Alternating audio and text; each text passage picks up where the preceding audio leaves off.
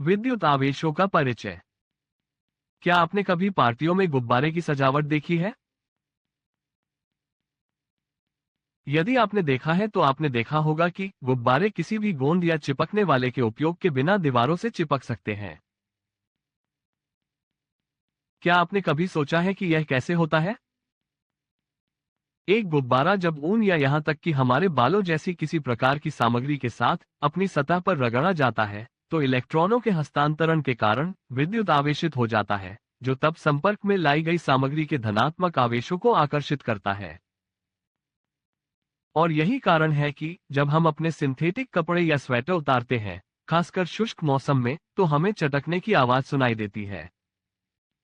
क्या आप ये जानने के लिए उत्सुक हैं कि यह आवेश ट्रांसफर कैसे होता है और इसके पीछे क्या कारण है? विद्युत आवेश पर यह वीडियो इसके बारे में एक स्पष्ट विचार देगा। पाठ के अंत में आप सक्षम होंगे विद्युत आवेशों को समझाने में।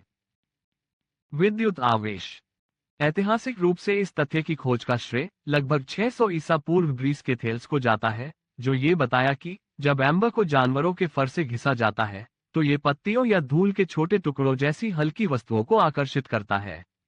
ऐसा माना जाता था कि एम्बर में हल्की वस्तुओं को आकर्षित करने का यह विशेष गुण होता है। बाद में लोगों ने पाया कि न केवल एम्बर, बल्कि एक रेशमी कपड़े से रगड़ी गई कांच की छड़ भी कागज के टुकड़ों को आकर्षित करती है।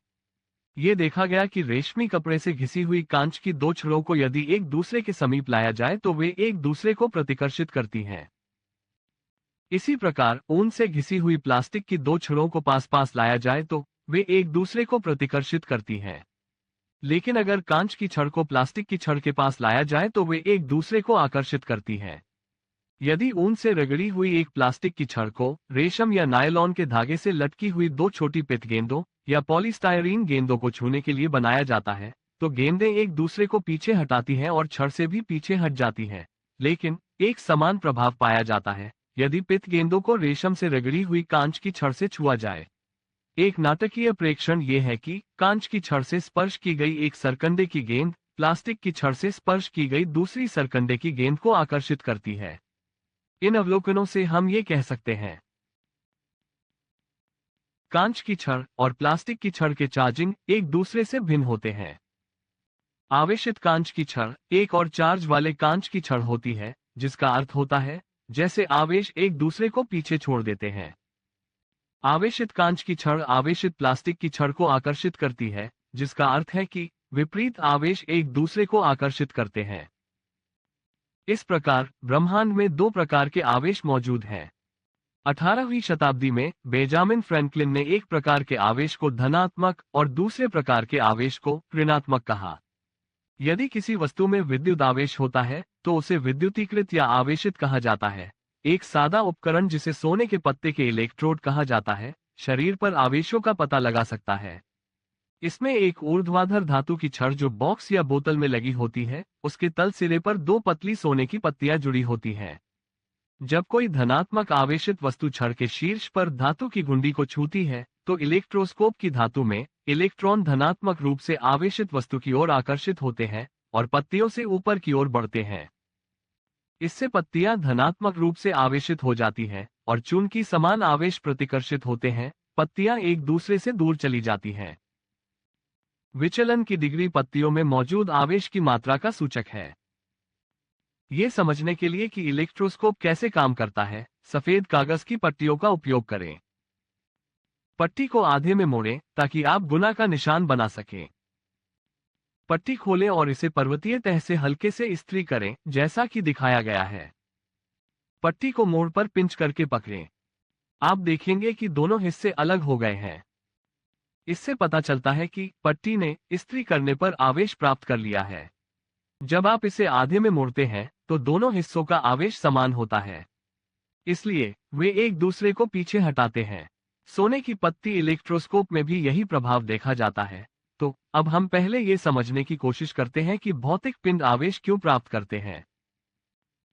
हालांकि आमतौर पर सामग्रियां विद्युत रूप से तटस्थ होती हैं, उनमें आवेश होते हैं, लेकिन उनके आवेश बिल्कुल संतुलित हैं। एक तटस्थ शरीर को विद्युतीकृत करने के लिए हमें ऋणात्मक आवेश वाले इलेक्ट्रॉनों को जोड़ने या निकालने की आवश्यकता होती है। जब हम कहते हैं कि कोई वस्तु आवेशित है, तो हम हमेशा विद्युत आवेशों की अधिकता या कमी का उल्लेख करते हैं। ठोस पदार्थों में इलेक्ट्रॉन जो परमाणु में कम मजबूती से बंधे होते हैं, वे आवेश होते हैं जिन्हें एक शरीर से दूसरे में स्थानांतरित किया जा सकता है। एक शरीर अपने कुछ इलेक्ट्रॉनों को खोकर धनात्मक आवेश प्राप्त करता है। इसी तरह एक शरीर कुछ इलेक्ट्रॉनों को प्राप्त करके ऋणात्मक आवेश प्राप्त करता है।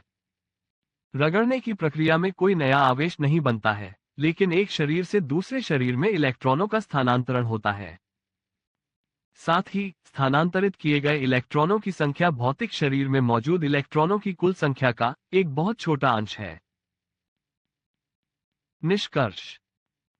इससे हम यह निष्कर्ष निकालते हैं कि प्रकृति में केवल दो प्रकार के आवेश होते हैं और उन्हें धनात्मक आवेश और ऋणात्मक आवेश कहा जाता है, और विद्युतीकरण के दो प्रकार हैं। समान आवेश एक दूसरे को प्रतिकर्षित करते हैं और विपरीत आवेश एक दूसरे को आकर्षित करते हैं, और इस तरह गुब्बारे विद्युत रूप से आवेशित होते हैं और बिना किसी चिपकाने वाले पदार्थ के दीवारों से जुड़ जाते हैं। सारांश। ये हमें पाठ के अंत में लाता है।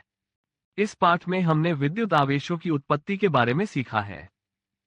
फिर हमने चर्चा की है कि रेशम और ऊन के साथ घिसने वाली कांच, प्लास्टिक जैसी सामग्री क्रमशः पिच बॉल और पेपर जैसी वस्तुओं को कैसे आकर्षित करती है, जिसमें हमने प्रदर्शित किया कि समान आवेश एक दूसरे को प्रतिकर्षित करते हैं और विपरीत आवेश एक दूसरे को आकर्षित करते हैं। फिर हमने बताया कि सोने की पत्ती इलेक्ट्रोस्कोप नामक एक सरल उपकरण की मदद से एक शरीर द्वारा प्राप्त आवेशों का पता कैसे लगाया जाए, और अंत में हमने सीखा कि एक तटस्थ शरीर को ऋणात्मक रूप से आवेशित किए गए इलेक्ट्रॉनों को जोड़कर या हटाकर विद्युतीकृत किया जा सकता है।